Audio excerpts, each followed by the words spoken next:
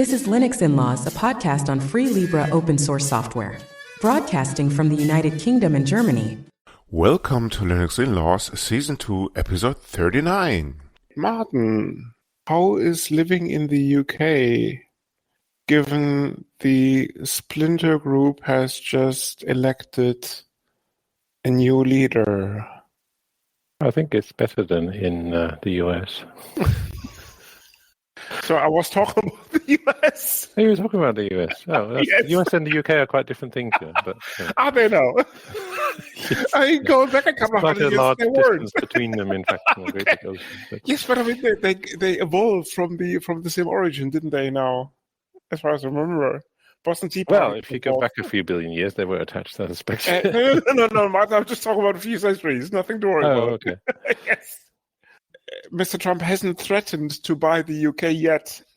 No, that's Elon was doing that, isn't he? I think. I mean, he went pretty close to Canada and some other kind of neighboring states. So I reckon I would have thought the UK would be next, but maybe I'm wrong. Yeah, well, I mean, obviously Greenland has a few more natural resources, so they probably... This is called a buffer zone, exactly. Yeah, exactly. But this is not a show Come in about handy, politics. I'm sure, for all the... But this is not a show about politics, but rather about open source software. We should And really with do that- one on politics, We're great at this. Martin, we did. We did? If you remember, yes, the 5-year plan episodes. Yeah, okay. No, Never not mind the Halloween ones, because if you take a very close look at something called the Isn't dark that side. some pagan religion? No, Martin. If you take a look at the dark side, this is highly political, but you only have to read between the lines, if you know what I mean. Okay. Anyway, we should And yes, Martin, you were part carry of on this. with speaking to our important guest instead. Yes! And with that, I would like to introduce our very important guest tonight, Mr. Karlitschek. Why don't you introduce yourself? Frank, of course, not Mr. Karlitschek. How do you say Mr. Karlitschek is my dad or something to say like that? Keep talking, Frank. Yeah, what should I say? I don't know. I do software and open source forever, since the 90s. And nowadays, probably most well known for doing Nextcloud. 2 sentences. More? Okay, Almost getting there. No, I like the way you Let's start the beginning. It's 1995. Frank has just Exactly. discovered his devotion for KDE. Exactly. And- So the dinosaurs. What start the beginning, exactly. And then, exactly, yeah. So shortly after dinosaurs were on this planet, I started to do open source in the 90s. I think, KDE was the official first open source project where I was involved. I did software a long time ago before, but the term open source didn't exist yet. So, and then I did all kinds of other things, some successful, some not so successful, and did OwnCloud and then Nextcloud as a successor. And this is now over 8.5 years ago. So, and I'm the founder and CEO. CEO means I have a shitty job. I'm not allowed to do code anymore. I have to do business stuff now, which is it's okay, but That must be a very, very, very hard, tough life, right? I reckon. But before we go into the current discussion, let's shed some more light on the history of the whole thing. Yeah. Well, maybe we can start actually at the OwnCloud days, then go to the very important FOSDEM talk and what happened after you forked the code base. Yeah, so at the beginning, I started with OwnCloud. OwnCloud was a hobby project of mine. I did in parallel to my other open source activities. I thought it's just a test, just a nice side project. And I wrote the version 1.0 myself. But then, OwnCloud got really more and more popular. So a lot of people contributed to the code. A lot of people started to use it. The press wrote about it. It really got popular. And this was very exciting to me to have this created like a nice little open source project.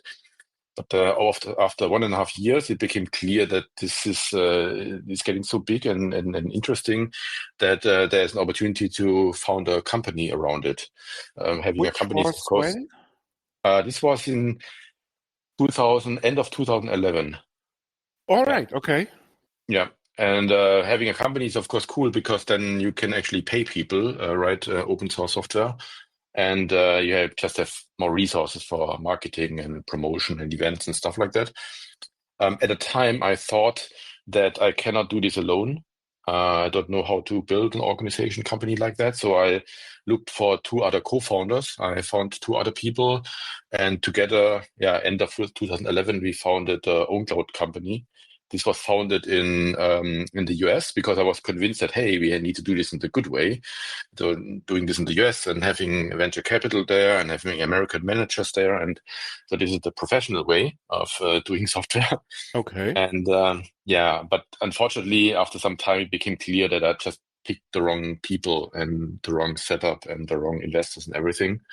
So OwnCloud as a community and as a product still was successful and was moving forward, but the business side, the management side, and the financial side did not really work out that well. So because the whole setup was just not good.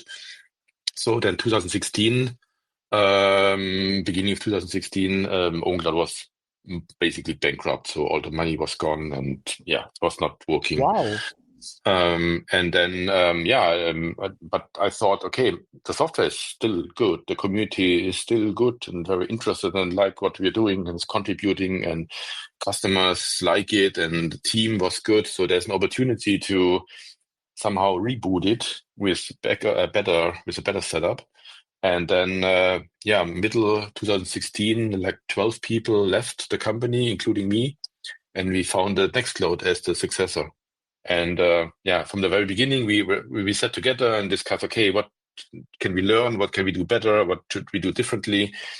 And we came up with some principles. For example, everything we do is 100% open source. OwnCloud was open core.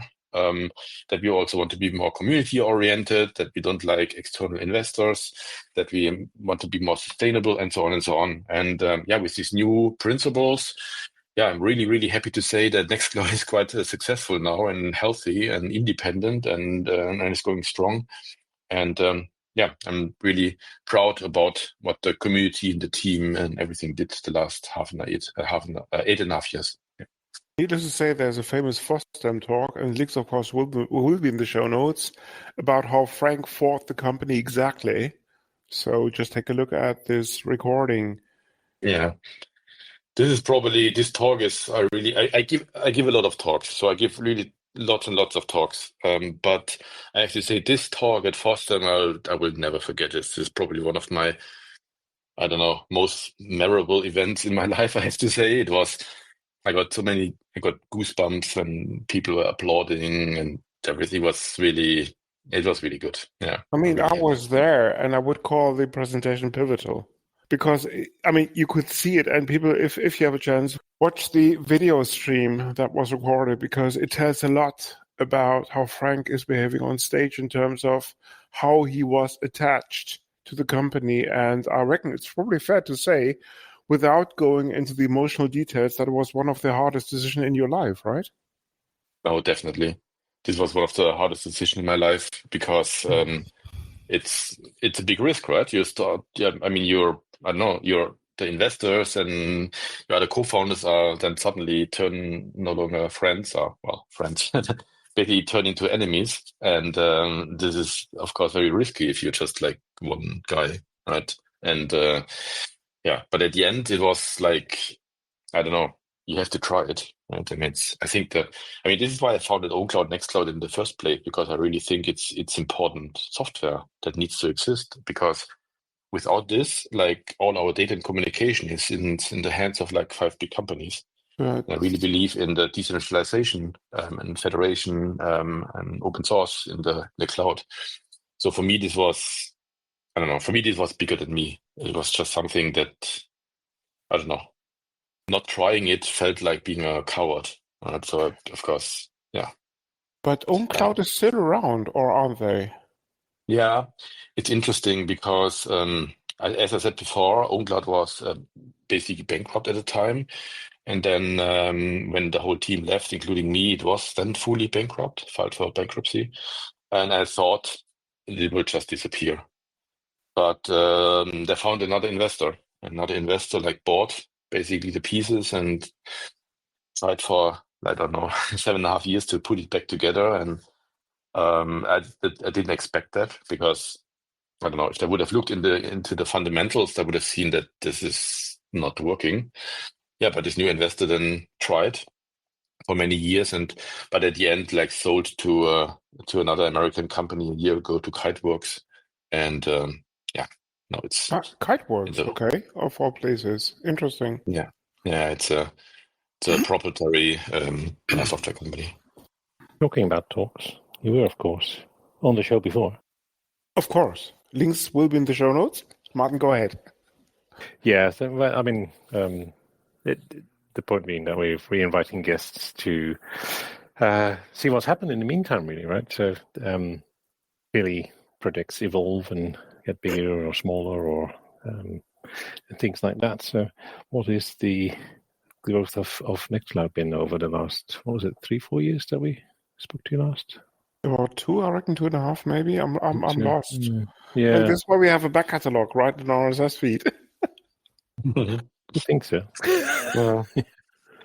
Yeah, I mean, growth is, the question is what kind of growth you mean, because at the end, what's important for me is like how many people use Nextcloud and can protect the data and be independent from big tech companies.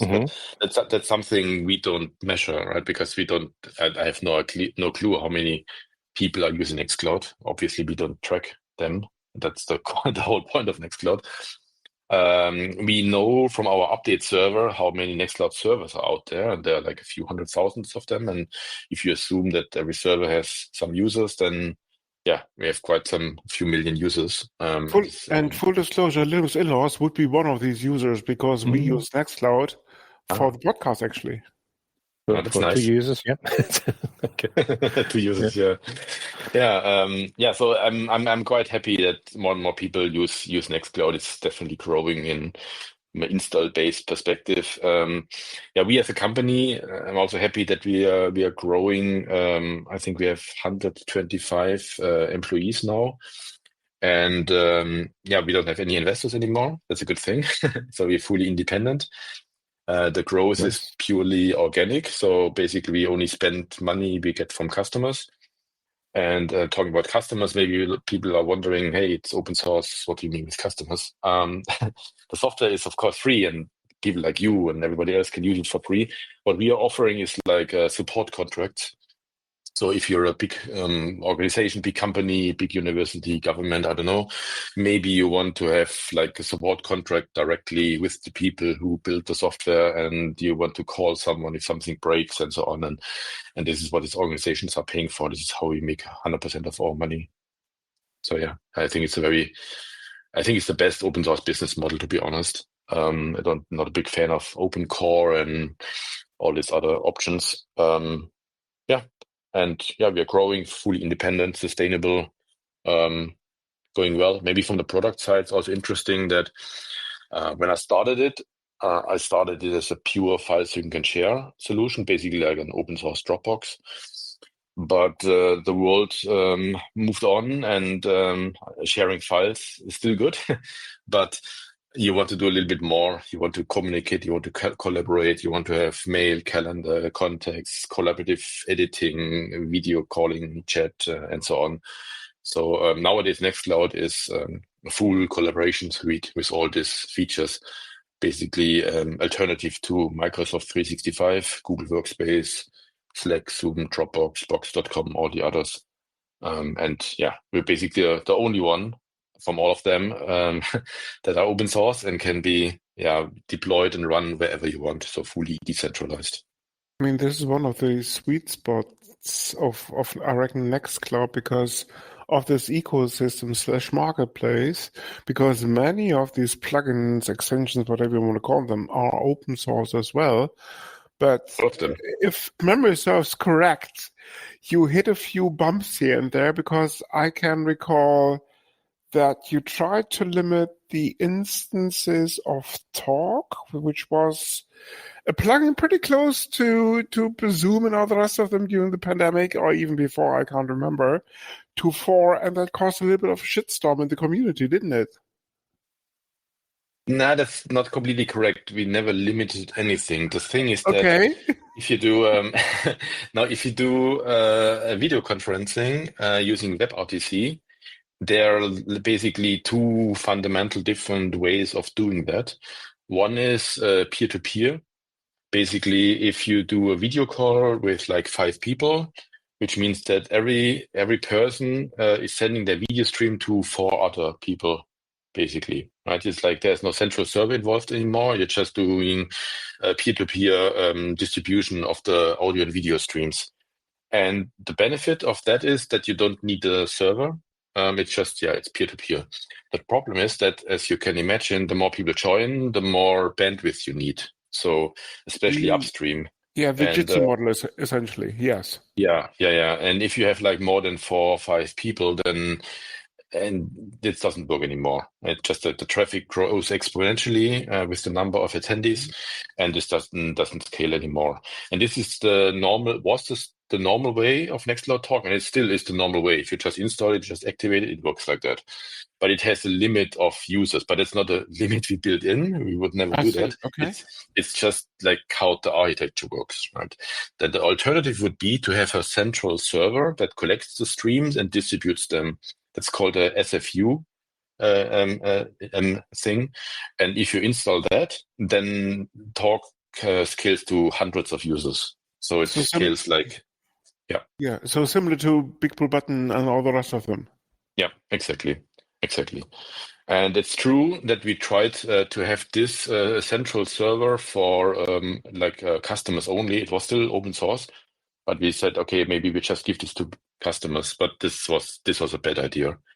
At the end, we just changed our mind quickly, and since many years, this is also fully available on our download server. You can just install it as you want, and it just scales as you want. Well, it was just important to me to make sure that we never put any restrictions in it. It would be evil. I don't know. It was just an architectural restriction, basically, not something. Okay. Not something we built in. Yeah.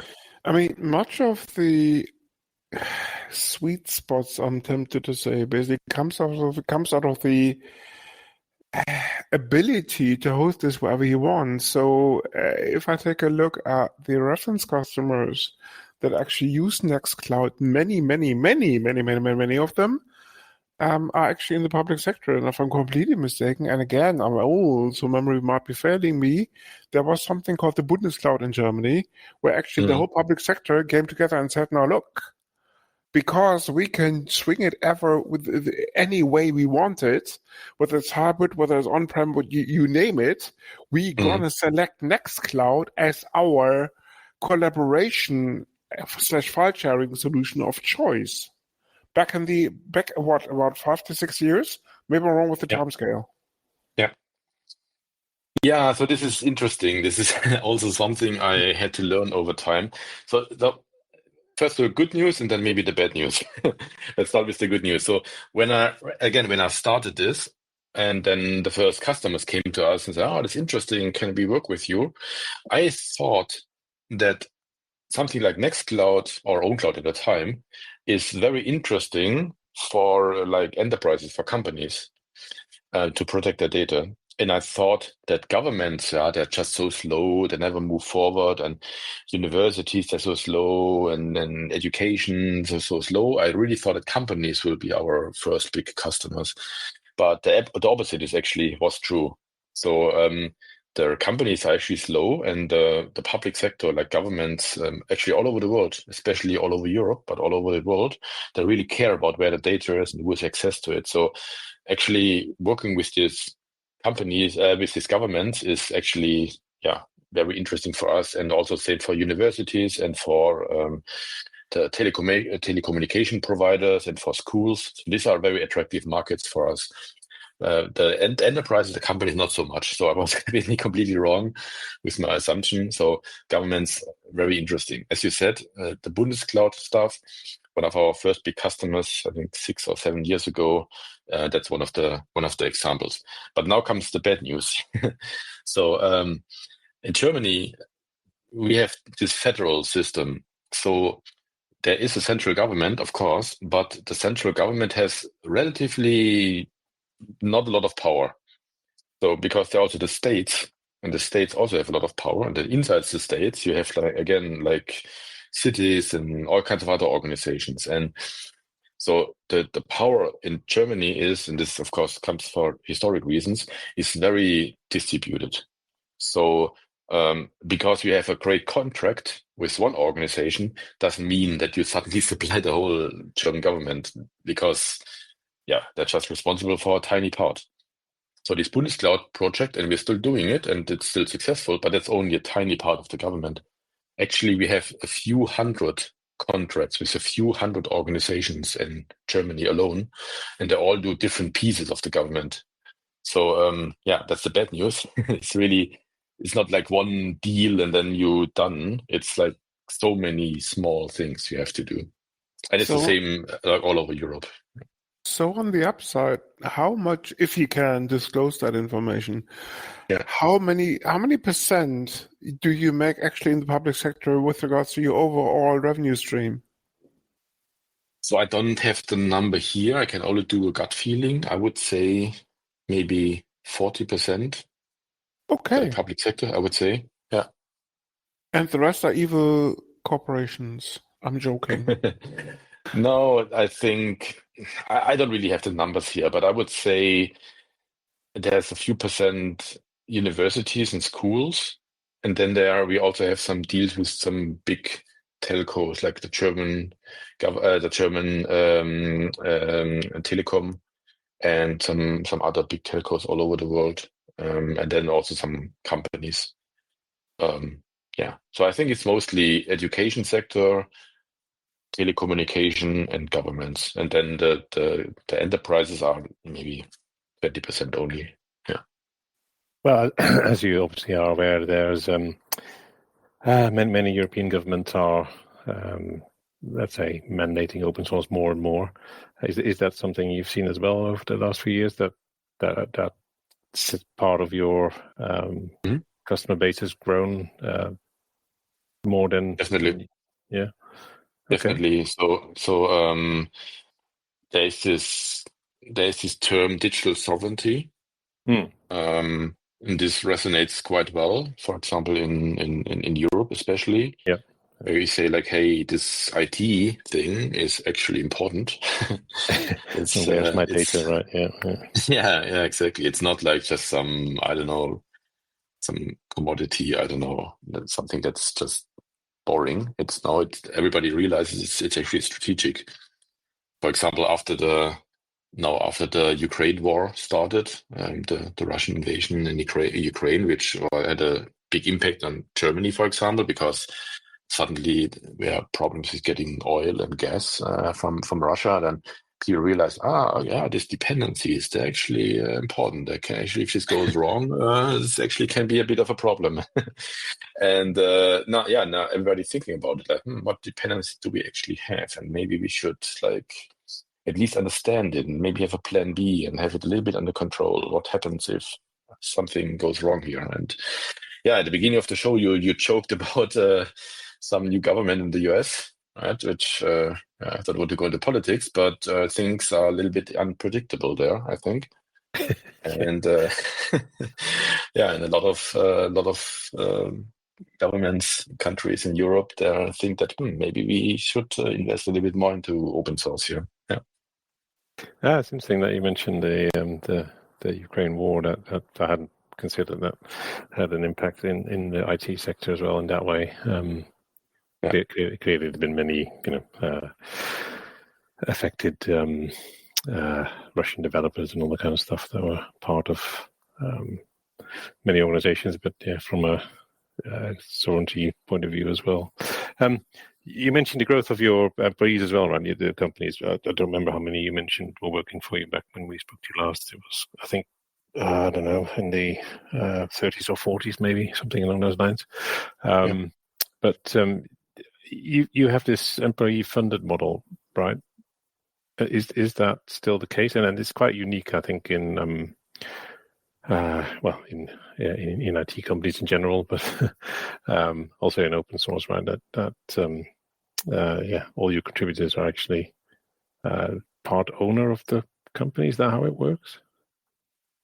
No, they're not part. They're not owned by. They're not owner of the company, but they're you could say, owners of the product, because like everybody keeps the copyright of the contribution. So because a lot of classic open source companies, you have to give the copyright of everything to the company, the IP to the company, so the company can, I don't know, do fishy things like relicensing, or I don't know, doing dual licensing, or all kind of weird things, which I'm not a big fan of. And the best thing to prevent that is to have like shared ownership. And that's one thing we do at Nextcloud. Yeah, Redis comes to mind, because every contribution you had to sign actually CLA as a contribution license agreement. But I reckon, Frank, there is no CLA at Nextcloud. No, and it's Redis, of course, nothing goes wrong, right? That's not a problem at all. Yeah, right. So we keep hearing. Yeah, so no worries, just sign it here.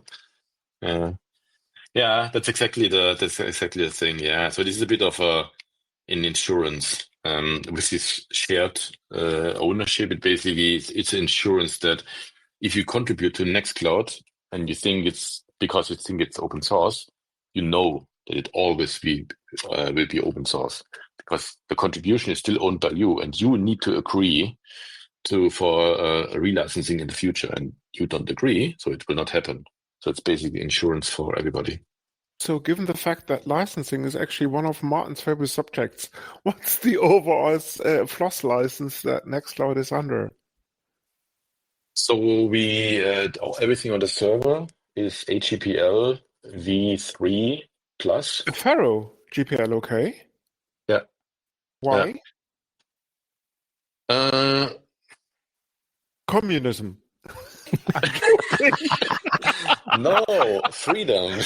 Frank, I'm joking. Go ahead. Sorry.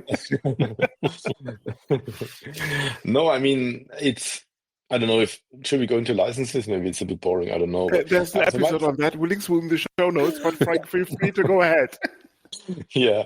So from my perspective, the HGPL is fixing a loophole that was in the original GPL. I mean, the idea of the GPL is that basically everybody who is running a software should have the right to also get the source code and have all the freedoms around the software.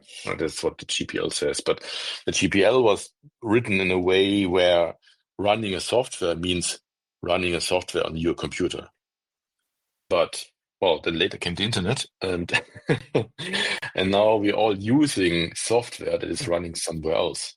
Right? If you go to the browser and you type in whatever URL, and you suddenly accessing some application that is running not on your computer, but on a remote computer in the cloud somewhere.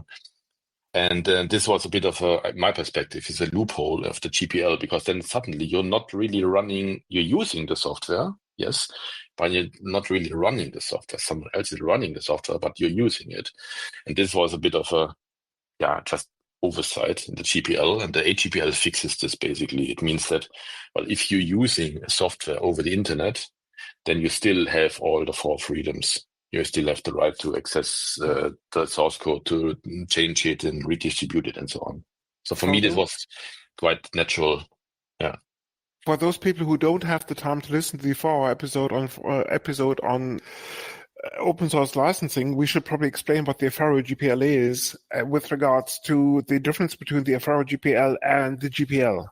I just tried. It seems I failed. In a nutshell. Martin, you want to go ahead? Oh no, you're the license expert and fan. I mean, to cut a long-winded description short, essentially the difference is that FLOSS means any component talking to a GPL license component has to be GPL licensed as well.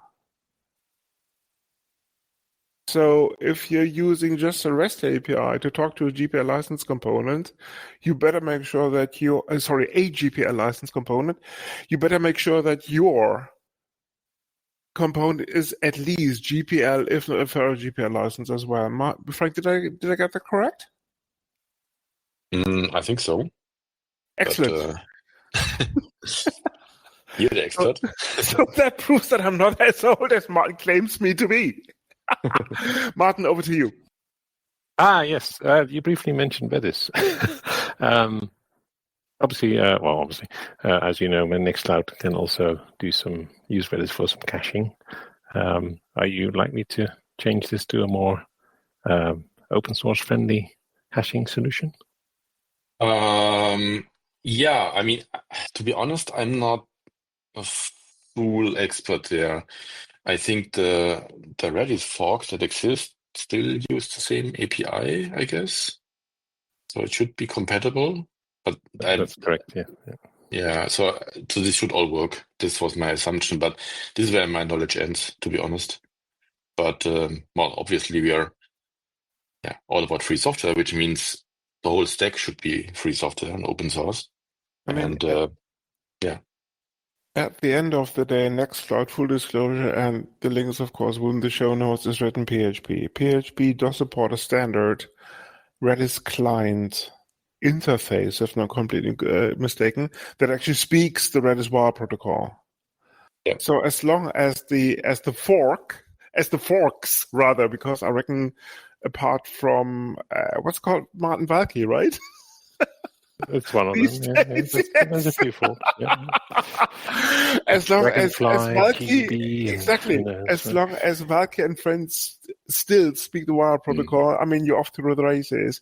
And of course, you can use Redis in many shapes and forms when it comes down to Nextcloud, because Nextcloud as such, of course, supports Redis, but you can also basically use Redis, actually, if I'm not completely mistaken, as a PHP opcode cache, if you're so inclined, which of course will also improve performance of your Zend as in standard PHP engine that you're running powering Nextcloud.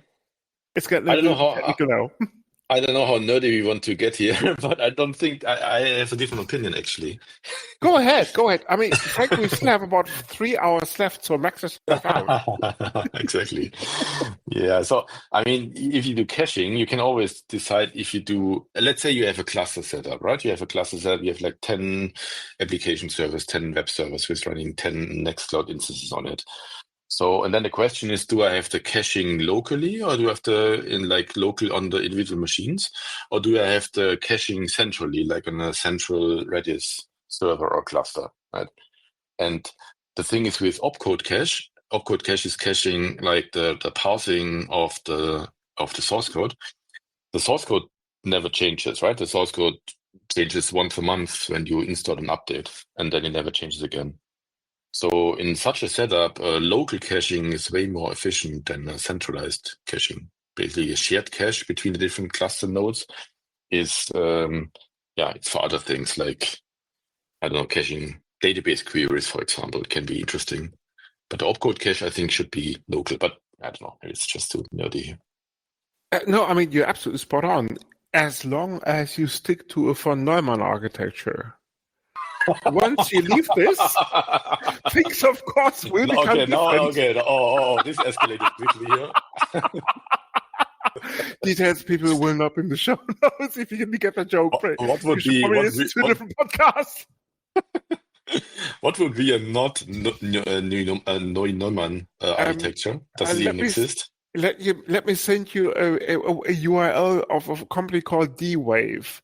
They do interesting stuff with regards to quantum computers, which of course are not fundamental. Yeah, okay, that's. Let's say quantum computing is at the moment a bit out of scope, I would say. But I've yet to see the pull request basically about the successful port of Nextcloud to weed to a D-Wave 22X or something. I don't know. Anyway, okay, going back to much safer grounds. Yeah. There are quite a few hyperscalers at the ready. The likes of GCP, the likes of AWS, the likes of Azure come to mind. Yeah. I have yet to see a managed service offering of Nextcloud on these hyperscalers. Or am I wrong? I think you're wrong. Okay. I mean, depends exactly. The problem is that Nextcloud is quite flexible, so lots of different ways to use it. So what we did is we provided like an official Docker container for like small instances, like 100, 200 users, something like that. And this official Docker container is available on all these AWS, Google Cloud, whatever hyperscaler marketplaces. So you can go there and just click the button and deploy this Nextcloud. It's called Nextcloud All-in-One container there. And then you have this instance and it just works. But of course, this would be many, many, many small instances. It's true that none of these hyperscalers provide like a gigantic shared instance at the moment. But yeah, I don't know. It's not that. It's only if you really have hundreds of thousands of users. It's not that common, I would say. The model that I was referring to is actually an app or a service that you can buy off a marketplace. Take Redis, going back to our previous example, as one example, essentially. Microsoft does something called Azure Cache for Redis, I think it's called, where you essentially have a multi-tiered architecture that starts with an open source code base of Redis and then quickly ventures into the enterprise offering. That is, but the very important difference is actually that all of these code bases would be managed by Microsoft in terms of a managed PaaS as a platform as a service offering, in terms of they do the patching, they do the monitoring, they do the deployments and all the rest of it. They simply give you an API key and off you go with regards to accessing the service. The rest is up to them, and of course they would charge for this.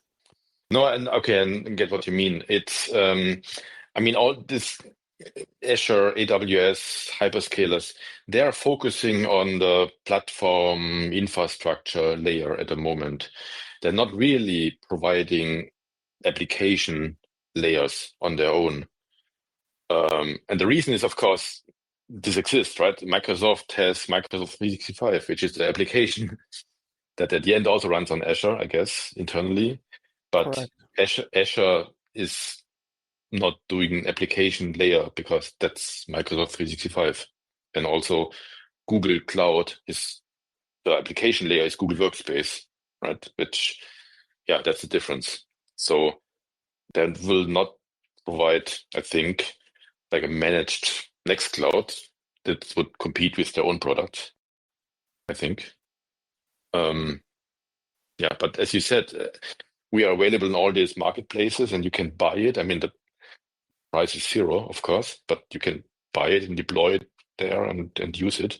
But it's true they don't provide a managed Nextcloud, but I think they never will because we had a competition. Yeah, well, you're AGPL, aren't you? So Martin, go ahead. Okay, so I think you kind of answered this earlier that in that you mentioned that you're not collecting any stats from your users, but clearly your functionality has grown, right? From, as you mentioned as well, from file sharing to talk and all these kinds of things. With the choice of those additional, let's say, functionalities that people have, is this the main use still the file sharing, or do you see a big uptake in the extra functionalities like the talk and the video sharing and all these kind of things?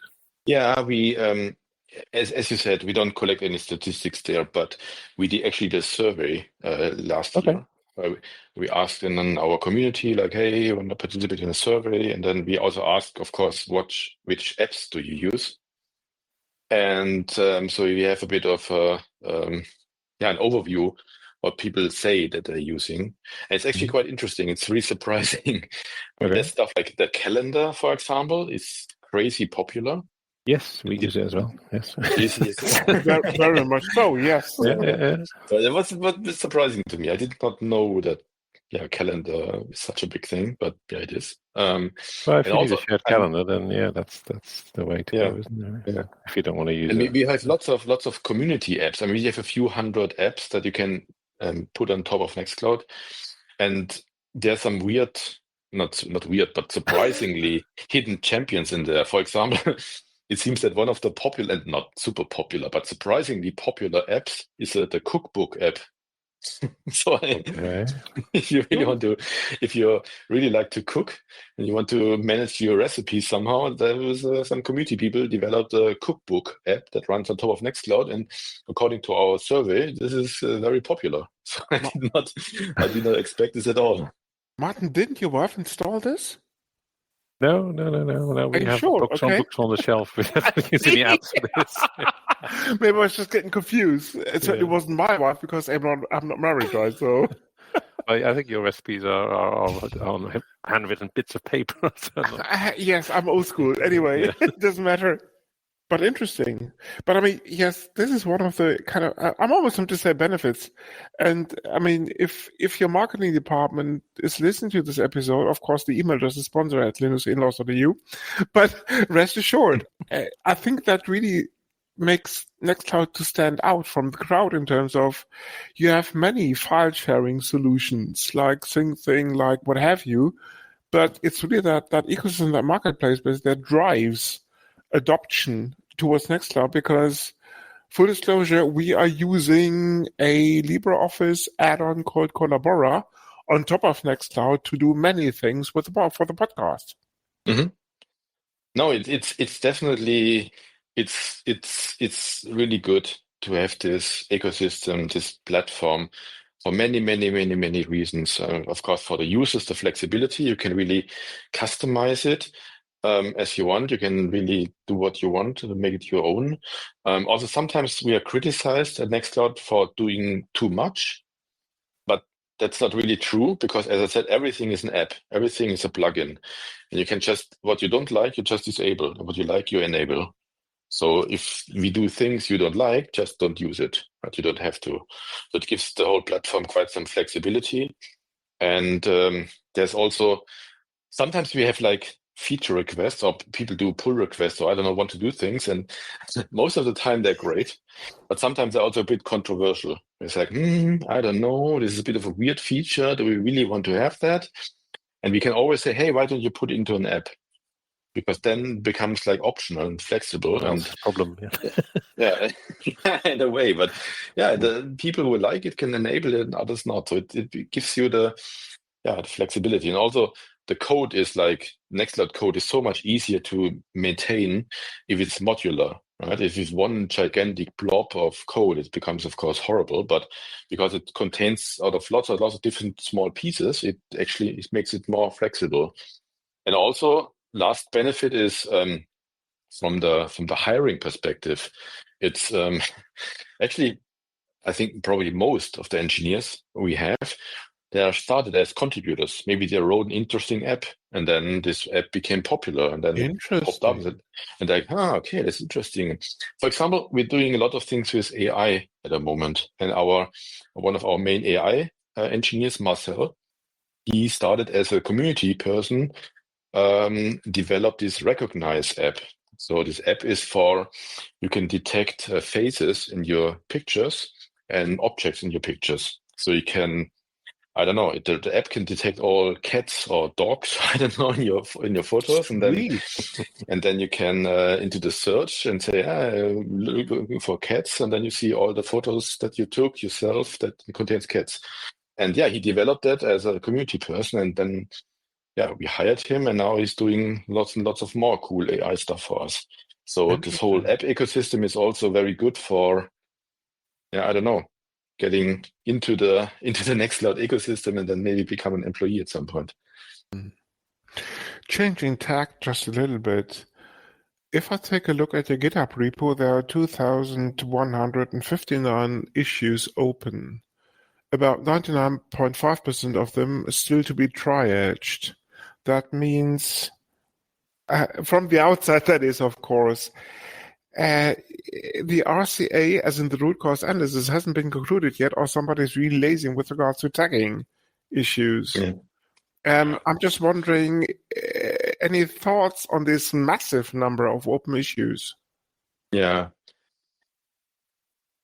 I mean, if you look at these numbers, of course, it looks scary in a way, but I think there is not a lot of complex software out there which does not have a similar number of open issues.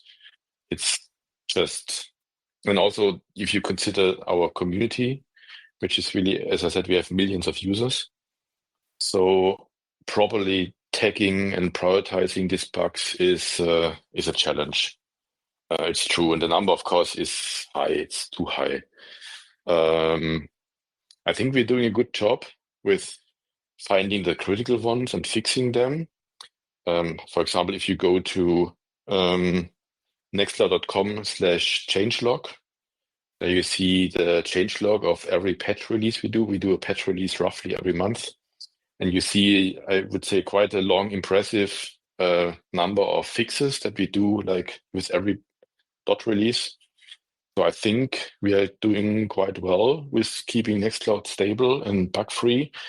But yeah, the whole bug tracker is, of course, it's a high number. It's true. This is some this is of a them have challenge. been open for ages. If the GitHub issue tracker is anything to go by. Yeah, the thing is, the challenge, maybe this is with every software, but maybe specifically with Nextcloud, is the challenge to reproduce it. You have bugs like, I upload a file and I download a file and I click there and then do this, and then suddenly the file is gone. And then you think that, this sounds bad. If a file is gone, something that's the user interface that becomes that's like harder to reproduce. You don't want to close the bug because it could be bad, right? If a file disappears, that's terrible. That's a worst case bug. On the other hand, reproducing that, good luck. So it's, we have lots of those not reproducible things. Even if you stick to fundamental architectures, right? Exactly. I'm joking. D-Wave can help out with the issues. When it comes to the fuzzy testing, yes, of course. So D-Wave, the email address is a sponsor at Linux.eu. But Frank, go ahead, sorry. No. That's like, it sounds like an excuse, but it's, like reproducing that is really tricky, and you can work on a bug report, which is also often not complete, right? Because if someone opens a bug, the reporter does not know what is important, right? You need to, could it be the storage is full? Is it a type of database? Maybe the server crashed. Maybe there's a network error. There's so many things and that can cause this or interfere with some issue that it is like, it's really tricky to reproduce it. We are able to reproduce lots of bugs and we fix them. And as I said, if you look at the changelog, we are quite good with bug fixing. But there are also so many unclear things. I think it's common for complex software, but it's not what to excuse it. We need to be better there. But it's a challenge. Sounds like a call to action for more community. Exactly. Call to action before we wrap this up. Members. So any call to action?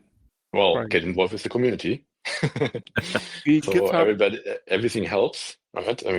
Report a bug, it is good, right? Don't get me wrong.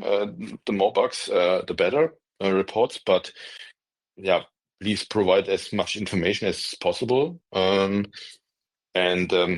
every help with testing it, reproducing it, and if you're a coder, of course, also code contributions are awesome. I think we are quite nice, big, friendly community. It's really important for us that everything is friendly on GitHub. It's our code of conduct and everything else. So I think everybody is welcome. There are no rude people. And if you want to help, then I think it's a great way to get involved. There's also lots of simple low-hanging fruits, right? You don't need to be the elite coder to work at Nextcloud. There's also lots of small things, right? Just testing, working on documentation, and doing small UI things. There are lots of nice ways to get involved. And take a look at GitHub, and there's lots of things that are cool. And if you stand out from the cloud, as we just heard, there might be an employment contract for you in there at some stage. Exactly. There you go. Okay, with that remark, I think we have come to the end, so it's just a matter of doing the proxies. I know that Martin has run, so Martin, why don't you go first with the box of the week? Oh, yes, pick of the week. Sure. Yes, my pick of the week is something called Sugar, which is a very interesting series with a bit of a twist to it. Yeah. No, you put this No, into your no, tea no. or something, no? Okay, something different, okay. It's, So, Martin, please do explain. well, I can't really give the plot away, but it's It's a a film? very It's what? fascinating. No, it's a short series. I don't know, 8 episodes or something, but It's a I watched TV most of them series. in Why don't you say so? short Okay. succession. It's Anyway, it has some unexpected twists and turns, and care to give away some more details. So, but I it don't explains a have lot 2 about the world hours. around us as well, in case you want. So, I won't say any more than that. Yeah. So the links for the show notes may entail sugar and TV series, and that's it. Yes, that'll do. I can find you a link if you need. Yes, that would be greatly appreciated, because otherwise I will get onto recipes and stuff, and I reckon that's not. And the cooking show is probably not something that you meant to be, in terms of that there's something that you're not referring to. Indeed. Indeed. It's Frank, bad what for is? you anyway, sugar. Yes. In case you- Yes. So the less you watch, the less you use, the better. Yes.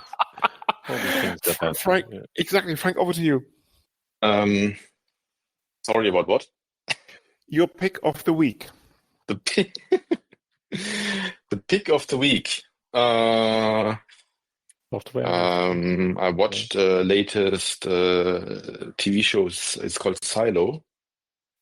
It's quite a dystopian TV show. I think it's streamed on, I don't remember, some streaming service. And I really like this a lot. I like this. Do tell more. Yeah, it's like the story that there's some basically city like of people living in a silo underground, and like the earth is somehow, I don't know, there was some kind of nuclear war. It's not really clear, and there are all people living underground and taking shelter. But then you realize it's actually some kind of dystopian, fascistic society, because there is some. It's really it's very dark, I have to say. But I like this kind of stuff. It's called Silo. Martin, do you spot a pattern here? Because this is the 20th guest that has mentioned Silo as their pox. It's quite popular. Which is quite amazing when you think about it. I did not know I tried that. watching that one. I couldn't really get on with it, to be honest. Did you watch it, Martin? I'm just I wondering. watched, I think, probably the first episode, but it was a bit And that was enough? Okay. too graphical for me. Well, how many people what was the body count? Oh, I don't know. You stopped counting after 10? Okay, fair enough. Okay. I don't think a lot of people die. I mean, some people die, but not so many. I think it's more the whole atmosphere. It's a bit depressing, I have to say. Okay, interesting. And with that, we've come to my pick of the week. It's actually much, much more disturbing, much, much more graphical. It's actually a movie which is part of the Wallace and Gromit franchise. It's called Vengeance and Most Foul. So for the people who have watched Wallace and Gromit, you probably know what I'm talking about. I think it was done in 2024, if I'm completely mistaken. And if you've watched The Wrong Trousers, this is the sequel in terms of nice. what's going to happen with the penguin after he was put again in jail in that primeval episode with regard to Long Trousers. It's very funny. It's not as disturbing, I reckon, as Silo. But if you're a fan of artwork, never mind Wallace and Gromit, you don't want to miss you don't want to miss this. And with that, Frank, thank you for being here, and looking forward to having you on the show very soon. This was really fun. Thanks a lot for having me. This is the Linux Inlaws. You come for the knowledge, but stay for the madness. Thank you for listening. We hope you liked this feature presentation. If so, please spread the word. If not, please let us know. Feedback at linuxinlaws.eu.